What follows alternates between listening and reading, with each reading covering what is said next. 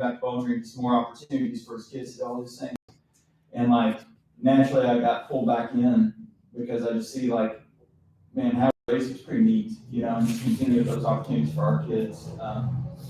So I don't know if I answered any of the questions on that one, but just very tight with our family. Just really close to mom and dad, my brothers and sisters that we have, and it just goes by quick. And so just really enjoy those moments. Well, I think anybody that like longs for, like for me, it was just my brother and my dad and I, and my grandparents were extremely involved, but I think I've always longed for having like a really close and tight-knit family. And I think that's why Emily and I, like, I love Emily for her, but I fell in love with her family just as much too. Her mom has become like a mom to me. Yeah. And like having them, I'm like, I long for that. And I'm like, my dad loved us. Like he gave us everything we truly needed. Like there were hard moments, but it's like, we always long for like having cousins we're close with, or having more siblings, or being around our family more. And so I think like that just, we like give way a hard time too, like trying to get to come to Bowling Green, but it was like, you're around a lot of your family. Like that's exactly what I talk about to Emily all the time of wanting so bad. Yeah. I'm like, it's hard having, I'm ready for more kids because I'm like, I want Leah to have it, and I want to thrive in the craziness, like I love that. Like I've longed for that since I was a kid. I've always known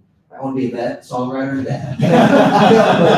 But seriously, I'm like, I've always wanted that. So like, I don't blame you at all for that. And just no, and we talked a lot about that when we were driving the other day. Yeah. I mean, it's just there's so many opportunities now in our world for kids, but when it does, it just pulls them away from family. And I think there's a lot of power in just staying close to your family and having that community. And my family is probably the one that like we were super close. My cousins lived across the street. Like, I mean, we were just, everybody's super tight, and I was just so blessed. Like, and my dad grew up an only child and stuff like that. Didn't have that on his side of the family, And so I was so lucky. And I was reading about the different types of love yesterday, and agape love is kind of like the highest level of love, and it's like a sacrificial love of where you just basically give up of yourself for the other. And I was reading about St. Maximilian Kolbe, who was a priest from Poland, and he got taken into Auschwitz. And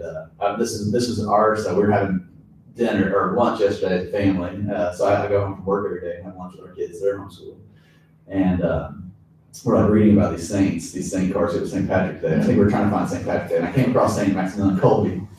And he basically 10 people got selected to be killed to make an example of some of the prisoners. They were trying to like scare them basically. The German guards chose 10 people, and one of the people they chose was a father and husband, and his family was at Auschwitz. And St. Maximilian Kolbe said, "No, take me," and stepped in his place. And I started bawling, crying, telling Ava about that yesterday at lunch. She goes, "Oh, here you go."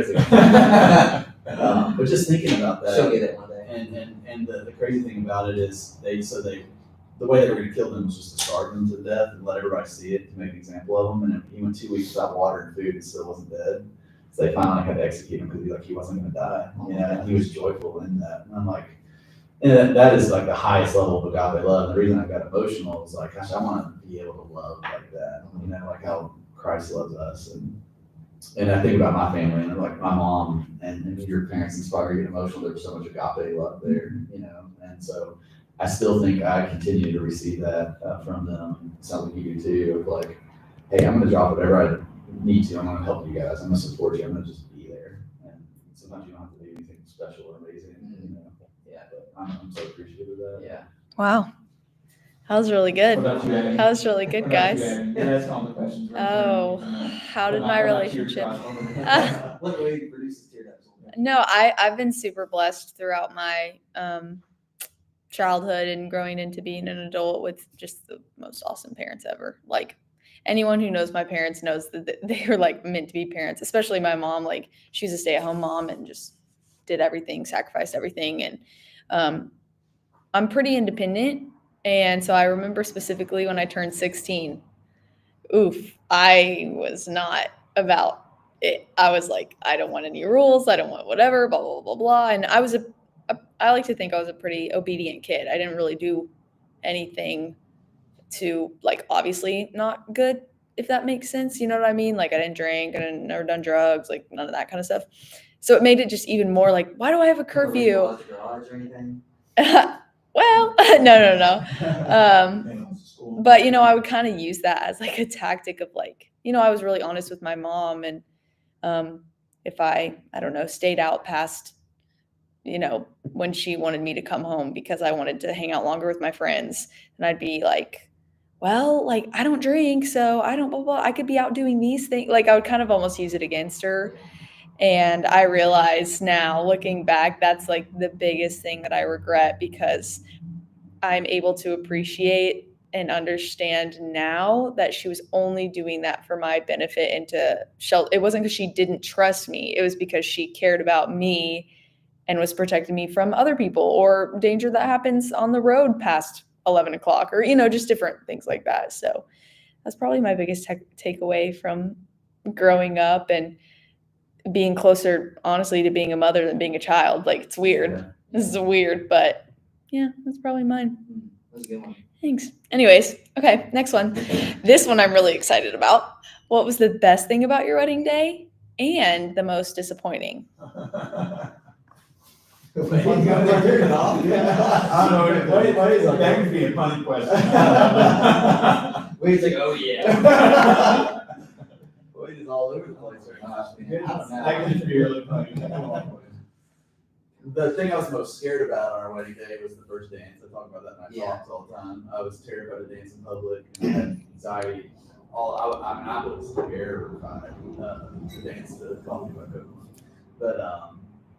But yeah, what was the question? The thing you're most excited about? The best thing. The best thing and the most disappointing. The most, I didn't even, well, we kind of ate our cake, but like, one of the things, like, you kind of like, you plan up all this stuff and you think it's going to be so memorable, but like, don't even remember who was there. You don't remember what the cake was like, the food, or any of that stuff.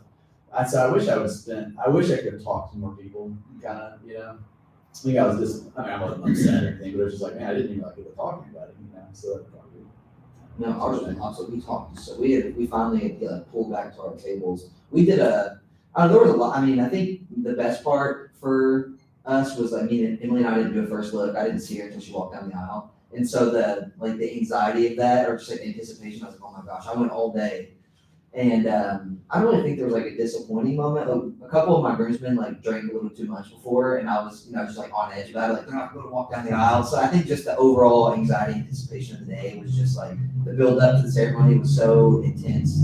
But yeah, I think the best part was by far seeing Emily. I didn't see all day. I didn't know what her dress looked like. I didn't have any idea what it could look like. I was so naive about it all.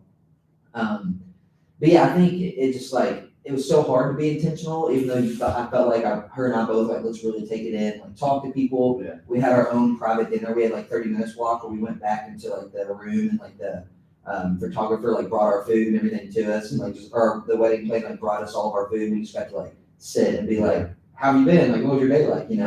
I think just those intimate moments with Emily, and even though there were hundreds of people there, truly it sounds so cliche. When she was walking down the aisle, it was tunnel vision. You just see them. So yeah, that was really special. And I think that I wouldn't say disappointing, but just anxiety all morning leading up to the ceremony. Man, I was the same way. You probably were. I was so nervous. Yeah. We dated for 7 years. Yeah. And it was just something, I don't know. I just remember being so nervous. My uncle's a priest, he's not married yet. So I remember standing in the back of church, we were going to walk out in front of everybody, and I'm just shaking, nervous. And I'm I don't know why. So nervous. But yeah, same thing when she walked out, because I had the same thing. I didn't know her dress was like that. And I was so awesome. Yeah. All right, wait, we got The worst part was whenever we had the horse-drawn carriage. I'm just kidding. The worst part I feel was at our reception. I was kind of opposite of you all. I'm much more extroverted, Janae much more introverted. So I wanted to talk to everybody that was there. So I made a point to talk to a lot of our guests. Didn't make as much of a point to talk to my wife. They didn't appreciate it. So that was a little bad. I didn't hear about that one later for sure, I can tell you that. But I wish I would have been more intentional with our time, right? Because it went by so fast. I know y'all both already said that, you blinked and the day was over. And you build up so big, and then it's going to be this grand day and all this, and before you know it, it's over. And wish I would just slow down a little bit more, spend time just the two of us, and just really enjoy the moment, because I felt like I was trying to, and I still catch myself doing this in everyday life, please everyone else, instead of taking care of my wife and spending the life that we were enjoying together. So that was a bad part. I felt like a good part was kind of going back to our other conversation, was probably both of our first dance, just the first dance with Janae, and then my dance with my mom. I cried the entire time shopping around that. Like me and my mom, it was a Blake Shelton song called Baby. If you listen to it, I cut out the last verse because it was talking about my mom, kind of like just moving on to a new life. So I kind of cut out the last verse. But me and my mom were crying. All my sisters were up there just bawling the whole time. I'm pretty sure my dad was crying, so it was kind of funny just watching us all just cry up there on stage before, essentially, and then the best part was obviously just being married, and just like we had dated for 5 years leading up to that too. And we both knew whenever we first started dating, like we talked about marriage within like the first month. That was one thing Janae always told me. I'm sure she'll let me sharing this. She was like, I never wanted to date you because I didn't want to mess it up, because I knew I wanted to marry you once we started dating. And she just didn't want to mix it up. So it was just nice to kind of have like the 5 years of anticipation and wait finally just to come to realization. And then I now see in our daily life as we're married, like it can be stressful. It's just having 2 kids, just tear the house down all the time, trying to run a business. There's just a lot of things you get focused on, but like we're living in the moment that we've worked so hard to create and we're looking forward to for so many years. So it's really just stopping to appreciate the moments that we're in now, because it's going to be gone quick with the small kids for sure. I think too, just focus, the wedding's important, but just focus on the life that you're going to have together. And we talked about having, 4 kids and a big man, and it's always cool to see that happening. There's a Corey Asbury song talking about him that talks about, what's it called? The days that you'll want back. And basically he's in the moment just like we are, and I think he has 4 kids, and talking about raising them, and it's like stressful and all this stuff, and like we're gonna miss these days. We're gonna want back and make sure you soak them in, I think Emily and I will find ourselves reflecting fairly periodically, and I think it's times when it's like really hard. And we're like, oh, remember when we prayed for this? And then we're like, no, but really, you think about it's like oh my gosh, we were like, especially when we were in college, we knew within the first, we told each other we love each other. I can't say we, she said first. Well, Logan said, young lot, I think it was smooth. I was like, little hair flick. Awesome. And she did right then. I cannot do better than this. No wonder you have neck issues. Yeah, exactly. Toss all that hair tossing. No, and I remember we knew we were gonna get married, within the first 6 months, and we were 19 years old, and I remember, when we were kind of getting close, we were already engaged, about to get married, and we were like, man, we would just love to have a daughter. It just, and so to get that and to be able to have it, it's so often we're it's still so hard to believe, because when you're in it, it just becomes the norm, and you're like, well, this is it now. But it's I remember 4 years ago, we dreamt of this stuff, this would be so amazing. So take notes, Abby. Yeah, that's really good. The next question kind of piggybacks off that, so maybe we can dig a little bit deeper into it. But it says, how have your views on love and marriage changed as you've gotten older? Which I feel like I can learn from, especially being someone who's about to get married in 2 months, because I have a view of myself, but I feel like it definitely will change. Yeah, I mean, it changed more when we had kids, for sure, when we had Leah, because when we got married, it was obviously different because it was just us, but I feel like that was, I don't want to say, the wrong word is that was the most fun and love we had, but it was just her and I, from a financial standpoint, from a materialistic standpoint, everything was only us and just us, so we kind of just did as we pleased, and it was a lot of fun, and because we waited about 2.5 years, about 2 years before we had Leah, so we really, we made the most of it. We did all types of trips, we did a lot of stuff, and so I think that was the most, maybe I should say carefree love. We only had each other to worry about. We didn't have to worry about putting a lot of energy elsewhere. Just kind of, we had time to see our families and all this. But I think now we've done a really good job, or we have to be more intentional with caring for each other, because once we've had our daughter, because once we have her, I had to learn to love Emily an entirely new way. I didn't realize in the moment, in the beginning, how straining it was on mom to have a kid and have to give so much, and then I'm loving our daughter so much too, and I'm trying to, understanding that Emily still needs me probably more than she ever has. So I think it's definitely changed in terms of like being more intentional with her, because like if it wasn't for finding her, like I wouldn't have Leah. And, you know, remembering that and just knowing that it's a struggle for moms when they have a kid on their body, and then probably more, definitely more mentally. So just like giving her that love and attention and reminding her like, hey, I love you, you know, like I love Leah a lot, but I know I have to take care of you so you can take care of Leah and vice versa. So it's definitely changed a lot, but all for the better, and it's helped me mature a lot, and it's helped me slow down, which has been nice. I think, yeah, for me, my love was very self-centered, and it wasn't actually love, probably. Like I thought, it was more like, how can Amanda love me? And I felt like that was us sharing love together. You know what I mean? And I didn't understand really what love was, and I'm aspiring to that agape love that I talked about earlier. And I think I'm learning to get closer to that. I think as I was doing my research yesterday, Eros love is more of like a romantic type love. And it's probably in that, you know, it's more surface level, and there's a lot of feelings, like emotional, personal feelings involved in that. And we lost her brother in 2013, and it was that was a really hard time, and hard on her and hard on me too. I was friends with him, and but I all of a sudden I realized like, oh my gosh, I've got to like not worry about myself here, because I realized how self-focused I was, and like, I mean, she couldn't get out of bed for months, you know. I mean, it's just so hard, and it's like, okay, I've got to figure out a way to support her. So I started to understand that. That was when I started finally making some life changes too, that probably led to this company, honestly. That probably wouldn't have happened. And so, and then just, you know, having miscarriages and going through that, and just seeing how hard that was, and just life together makes you realize like, I've got to stop thinking of myself so much. So I'm learning that I've got to get better. I'm still can be a very self-centered person.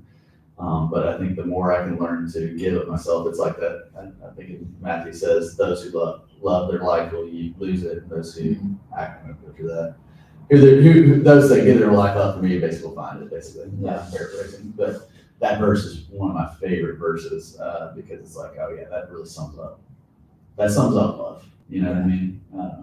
So getting there, learning. Yeah, that's exactly how I was kind of feeling with it too. Just like so self-centered. It's easy for everyone just to be self-centered, just thinking of themselves naturally, and just learn to be more sacrificial, especially with kids. And like you were saying, like with two small kids, our wives are going through a lot more of an identity shift than what we are, you know.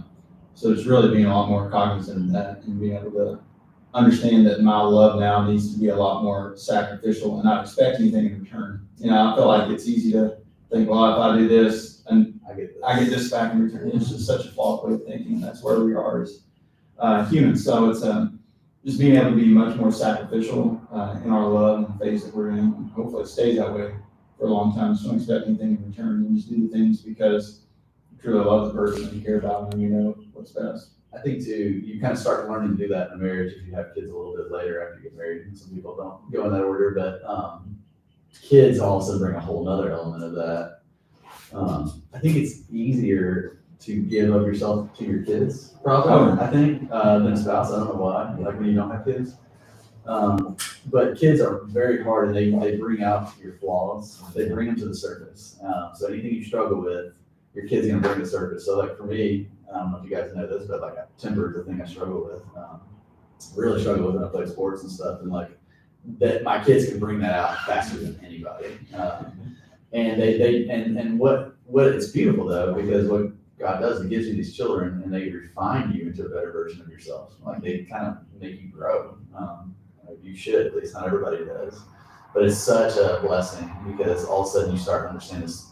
You kind of pivot from romantic love to like this other love, and it's easier to be more self-sacrificial, but they also challenge you more, and they bring up these things that can scare you or make you uncomfortable. Like, oh my gosh, you got to deal with them, and then you got to evaluate like how do I want to be perceived by my daughter as a man, and like I want to set the example of what a man should be, and so wow, I got to fix this issue that I have where a spouse maybe doesn't pull that out, at least for me, didn't as much. I just knew she was gonna love me no matter what, you know. But now all of a sudden you're like, I gotta eat, and so that's been cool for me. Like having children has been the hardest but best thing that's ever happened to me, you know. And I think I've started to understand love a lot more fully through them, and just understand God the Father more, you know, of like I may have said this on the podcast, but the other night, I was in the room with one of my children, and she woke up, so I got her back to bed, and I heard my 1-year-old wake up, and she starts yelling, "Daddy," and she doesn't know where I'm at, but she just calls out, but she knows I'm going to show up. Like, I'm going to be there, I'm going to comfort her, and I'm going to be there for her. And just in that moment, it was like 3 a.m. I was like, oh, that's how God is. I just cry out, and he's there. He hears me. He's going to support me. He's going to be there, whether I see him or not. So kids have furthered my understanding of love, and also bring my weaknesses too. Yeah, and I feel like people think kids may not be able to interpret or pay attention to as much what's going on, but my goodness, they pay attention to everything that's going on, and your body language, your tone, how you're treating others. Like, it's pretty neat how much they catch up on, and it refines you big time, because then you start to reflect on your own actions, like what you're talking about. Yeah. And I got a quick temper too, and I know that's probably a shocker to you guys too, but it can turn on quick, especially with our kids. And Eliza will be like, "Daddy, please don't raise your voice at me anymore." And like she'll bring up like past times, like 6 months ago when I raised my voice at her one time, and she never lets go of it. So I'm like, okay. And I can see, like, if I ever just like raise my voice to this octave or whatever, she shrinks down and is terrified. I'm like, what in the world are you doing? Like, does it even work? Like, you're not even getting the point across. Like, when she's acting out, your kid actually needs you. Yeah. They need you to be calm. They need you to be steady. They need you to be that calm presence to help them work through their issues. They're not able to do that yet. No, our frontal lobe's not fully developed until we're 25. So like, we're not even able to do that until we're, for men, sometimes later. So yeah, no, it definitely challenge you, and definitely refines you into a much better person if you allow it and act against those things. That's good. All right. Last question. Ending on a good one. Staying on the parent train. What's the funniest story you have about being a parent thus far in your parent journey? So many funny ones, but I feel like every day there's something wild happening in our house. Here's one for you. So, Everly's party, you were there. I don't know if you were there. This was not this recent one, but it was a year. We did it at the indoor swimming pool, and Asher, my youngest son, or his mom's son, but he was 2 at the time, and we had him in a swim diaper, and so it's basically a YMCA in Scottsville called the Core. And anyways, everything finishes. I go to the locker room, and he had pooped in a swim diaper, and I didn't have any diaper. I didn't have a diaper bag or anything. Amanda doesn't have her phone. She's not answering. So I'm stuck in this locker room. So I don't know what to do. So I'm like, okay, she was down the hall trying to clean up the party. So I was like, actually, there was nobody in the locker room. I was like, just sit here for 1 second. I'm going to run to her, tell her, go get me the diaper bag. So I do that, and I turn around, and he is butt naked, running through the facility, just sprinting as fast as he can. Meanwhile, Everly's in the other room, and there's a big cooler of like ice and drinks. So she knocks that over and floods the room. And then I somehow get him back, run him back up there. We get everything situated. And then again, he comes running through the place, completely butt naked, just sprinting, just so happy. It was a disaster. Yeah. But I don't know. There's something every day at our house. Like, who knows? I don't know. That's a good one, though. yeah. I don't know. Leah's still kind of in that developmental stage. She's like starting to talk and do stuff. I think it's just funny. What's the weirdest thing you have done as a parent to like calm her down? Gosh, I don't know. Like, have you slept in her crib with her? No, I haven't done that. No. It's terrible. Don't do that. I've done that many times. I slept in the crib. Oh. I think a lot of it is honestly just like distracting her. Like if Emily's trying to leave and she's been crying, like just acting full like in the kitchen. But I just think it's funny, like every day seeing her personality develop more and like her make faces. Like if I like her expressions, if I say something to her and she's like confused, doesn't want to do it, she like puts her eyebrows down at me, and, like shakes her head, and I feel like I'm like it's Emily giving me that attitude. You know? So I think just seeing her turn into like a person, you know, it's been really funny. But she hasn't quite like done any like embarrassing things yet, where she's saying stuff out loud, you know, or running butt naked through the wine. So, I can't think of anything like off the top of my head. It just makes me think. Eliza is just so mindful and has such a big vocabulary for such a young age. She'll just crack us up with some stuff that she says all the time. But I feel like remind me next time, because Janae's got them written in her phone, unlike me, and she'll be able to tell us. There was a couple of days ago. I can't remember what we were driving. Whenever we were driving home from Bowling Green this weekend, Janae started writing down some of the things. But her biggest thing now is we're in the season of Lent. We've talked a lot about what sins are.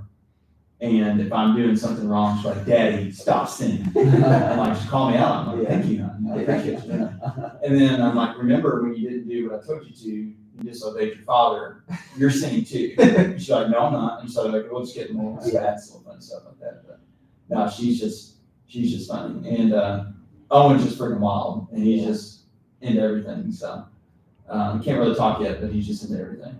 That's always the best. Whenever when you were talking about like your daughter correcting you, when I first started learning to drive, oh my gosh, it was the best thing to be like, you're going over the speed limit. You didn't use your blinker. Yeah. And so I can relate with your daughter on that one for sure. She'll call me out when I don't have both hands on the wheel all the time. To Dad, why are both hands on the wheel? Where's your other hand, Dad? I don't see it. It's just Running free and Nickelback. Yeah. Love it. Well, that was cool. That was fun today. It was cool to reminisce a little bit, look back, and like just have some unstructured keen thoughts about life. Our perspective has changed a lot. I can't wait to pull Abby on this one in about 4 years when she's married and has 15 kids. We'll circle back on that. But thanks for listening in today. We're gonna wrap it up here. Make sure you follow us on social, MuuvWell Podcast, a little behind the scenes action, and we'll catch you next time.